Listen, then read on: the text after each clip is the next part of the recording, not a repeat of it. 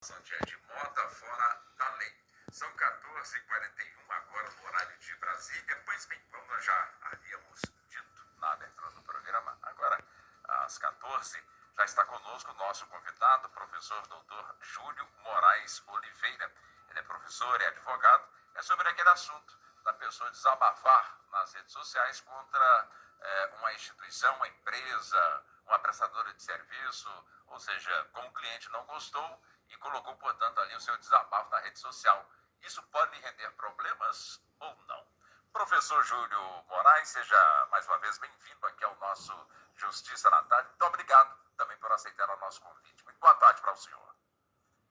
Boa tarde, Walter. Estou à disposição de vocês mais uma vez. Obrigado pela gentileza. É aquela história, né, doutor Júlio? Antigamente, quando não tinha a rede social, a pessoa passava um cheque, o cheque voltava e era comum o comerciante expor esse cheque na vitrine ali do seu bar, como um cheque que estava sem fundo, voltou e o dono nunca mais voltou para poder recuperar, resgatar, pagar a dívida e ficava exposto ali o nome da pessoa, com o número da conta, com os seus dados pessoais, evidentemente naquele tempo, né, uns 20, 30 anos atrás. Hoje as pessoas desabafam utilizando as redes sociais pela prestação de um serviço que não gostou e outras coisas mais. Quer dizer, esse tipo de desabafo nas redes sociais pode render problemas para quem fez a publicação, professor Júlio? Pode sim, Walter. A questão é a seguinte, a gente tem que pensar essa situação da reclamação do consumidor como um direito legítimo de qualquer consumidor. Os consumidores têm a possibilidade de reclamar nas redes sociais, inclusive empresas também que prestam esse tipo de serviço. O que não pode acontecer é palavras ofensivas, ofensas, mesmo que seja pessoa jurídica. Existe uma proteção no direito brasileiro, inclusive da imagem da própria pessoa jurídica. Então, eu posso fazer uma reclamação contra uma empresa, desde que eu faça essa reclamação com relação à prestação de serviço ou produto, sem ofender as pessoas da empresa, sem ofender a imagem da empresa. Caso haja essa ofensa, isso pode dar ensejo a uma indenização por dano moral da pessoa jurídica que foi ofendida. É aquele velho ditado, né? O meu direito vai até onde começa o da outra pessoa, né, professor Júlio? Isso. A gente tem que entender o seguinte, Walter. Existem dois tipos de honra que são protegidas pelo direito brasileiro. A honra subjetiva, que é aquela honra que a pessoa faz de si mesma, e a honra objetiva, que é aquela honra que as outras pessoas fazem da pessoa em si. As pessoas jurídicas, as empresas, elas têm a proteção jurídica da chamada honra objetiva. Então, caso eu faça um comentário agressivo, com palavrões, numa rede social, e isso atinja a imagem da empresa, essa empresa pode sim entrar na justiça contra o consumidor e pedir indenização por dano moral e material e também pedir a retirada da publicação, caso essa publicação seja ofensiva. A gente já tem várias jurisprudências dos tribunais brasileiros determinando a retirada ou mesmo o pagamento de indenização a pessoas jurídicas quando o consumidor extrapola o seu limite de reclamar.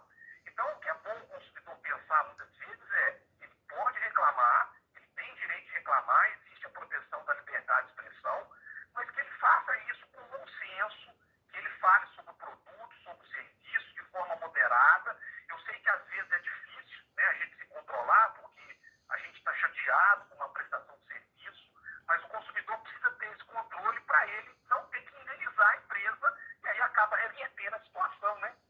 Interessante você falar em indenizar a empresa. Tivemos um caso, e eu tenho certeza que você tem esse conhecimento, de uma empresa que ingressou na justiça, foi até em São Paulo, contra um cliente que reclamou e expôs, segundo essa empresa, de forma pejorativa, no caso aí, essa prestadora de serviço que ingressou na justiça, mas a justiça não acatou e negou a indenização, portanto, da empresa. Quer dizer, cada caso seria um caso, a gente pode entender assim, professor Júlio? Exatamente. O que precisa ser analisado nas reclamações é quais são os termos ofensivos, o que isso afeta a imagem da empresa. Eu falar mal de um produto, de uma prestação de serviço, a princípio é um direito do próprio consumidor. O problema é quando esse consumidor extrapola, né, aquilo que ele poderia dizer. Então, às vezes, ele xinga a pessoa do gerente, ele usa palavrões, ele usa palavras de baixo calão, e isso faz com que ele abuse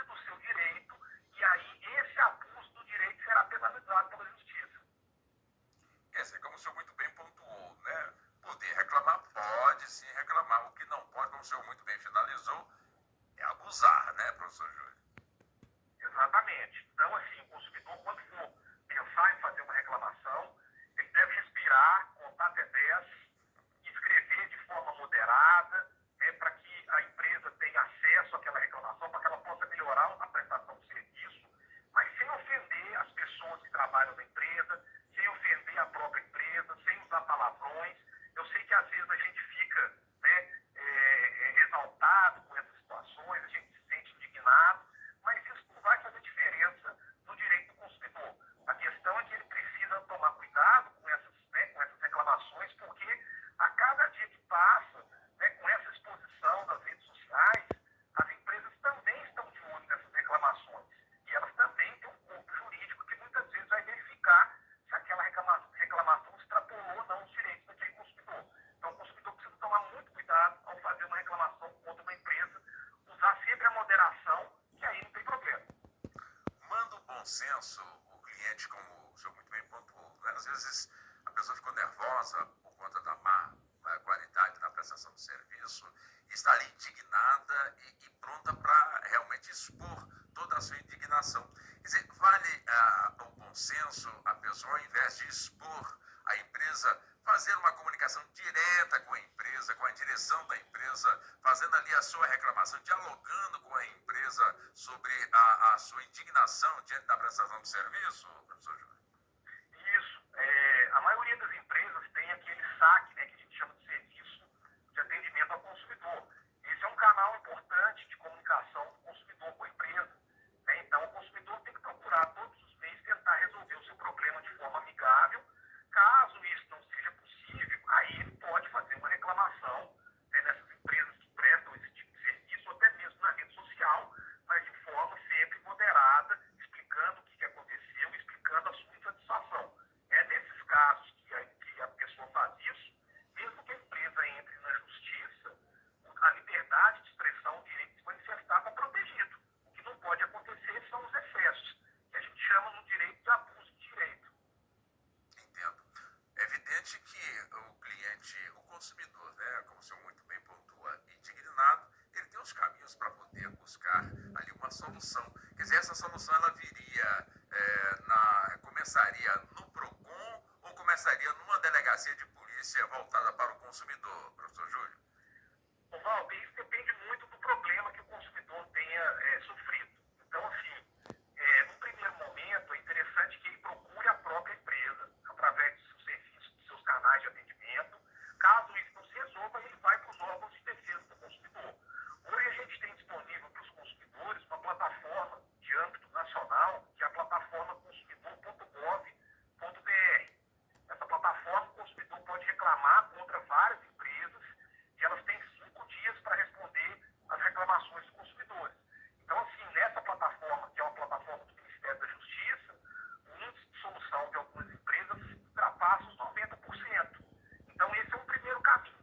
Caso isso não se resolva, ele pode procurar o órgão de defesa do consumidor do seu município, da sua cidade, para tentar solucionar o problema. Caso também não se resolva em nenhuma dessas instâncias, aí a última saída é o Poder Judiciário.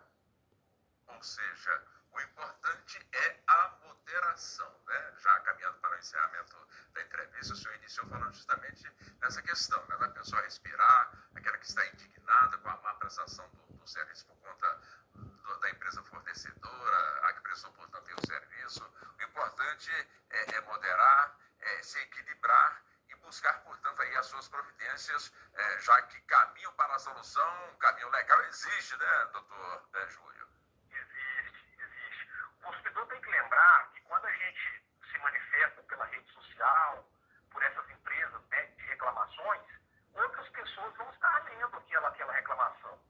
Então, aquela sua indignação daquele momento ali, ela vai passar para outras pessoas e é isso que muitas vezes faz com que as empresas entrem na justiça contra o consumidor.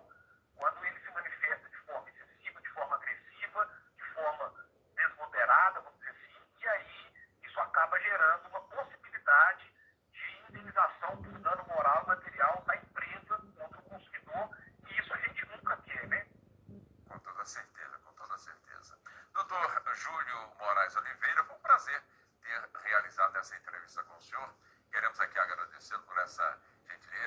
senhor sempre muito gentil com a Rádio Justiça, sempre nos atendendo. E a gente mais uma vez agradece ao senhor pela atenção e o desejo aí ao senhor que tenha um 2024 com muita saúde, acima de tudo, ao senhor e toda a família. Tá bom, doutor Júlio? Tá bom, o prazer foi meu, Walter. Eu que agradeço aí a participação da Rádio Justiça. Estou sempre à disposição de vocês aí para precisarem. Sabemos disso. Uma boa tarde para o senhor. Muito Inclusive, obrigado. Walter, eu até falei com o funcionário aí, eu estou a caminho do Espírito Santo, então eu parei aqui, no meio da estrada aqui, para poder atender a Rádio Justiça. Estou sempre à disposição. Então você me dá até a liberdade para eu esticar mais um pouquinho. Aonde o senhor está Pode, na rodovia, como é que está o movimento de veículos? Porque as estradas de Minas, aliás, as estradas da região sudeste são estradas de excelência, são muito boas, mas contudo existem muitas curvas perigosas onde o índice de acidente automobilístico também cresce bastante, principalmente no tempo chuvoso. Quer dizer, chove na região onde o senhor está, a movimentação é grande, está tranquila. Como é que está o movimento aí na rodovia que o senhor se encontra, professor Júlio? O movimento está tranquilo, sabe? Mas está chovendo desde eu saí de Belo Horizonte hoje cedinho, e está chovendo desde a hora que eu saí. Chuva, viagem toda. Estou indo para o Espírito Santo, então acredito que eu vou pegar chuva até no Espírito Santo.